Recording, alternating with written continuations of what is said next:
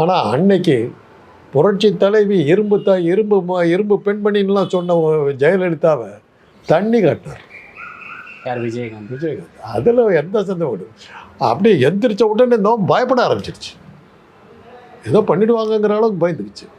கூட்டணி வந்து பேசும்போது அந்த அம்மா கூட கூட்டணி பேசும்போது கூட்டணியில் தான் நிற்கிறாரு. அந்த அம்மா கூட தான் கூட்டணியில் நிற்கிறாரு. அந்த சேரில் அந்த அம்மாளுக்கு ஈக்குவலாக சாஞ்சி உட்காந்துட்டு பேசிக்கிட்டு இருந்தார். அதை தான் பத்திரிகையில் போட்டாங்க. அந்த அம்மா முன்னாடி எப்படி உட்காரணும்னு இப்படி உட்காந்துட்டு அம்மானுக்கிட்ட இருக்கணும். அப்படி தான் இருக்கணும். இவர் ஒருத்தர் தான் இப்படி வந்து என்னம்மா அப்படின்னு கேட்டார். அதை தான் போட்டாங்க. சாஞ்சி உட்காந்துக்கிட்டு பேசின ஒரே ஆள் அவர் தான், ஒரே ஆள் ஜெயலலிதா கிட்ட அவர் தான் அப்படின்னு. அந்த அளவுக்கு இருந்து அசம்பிளி சட்டமன்றத்தில் தோலைச்சு போடுவேண்டார். அதிமுக காரங்களும் தோலைச்சு போடுவேண்டார். அந்த அளவுக்கு போனார்.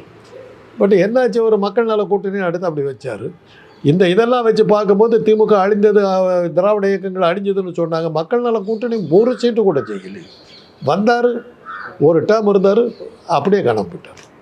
அந்த மக்கள் நல கூட்டணியில் வந்து தோல்வி அடைஞ்சது தான் அவருடைய ஹெல்த்தை ஸ்பாயில் பண்ணிச்சு. அவர் மரணத்துக்கே தானே காரணமாக இருந்தது. நம்மளை மக்கள் கை விட்டாங்கங்கிற ஒரு வேதனை அவருக்கு இருந்தது.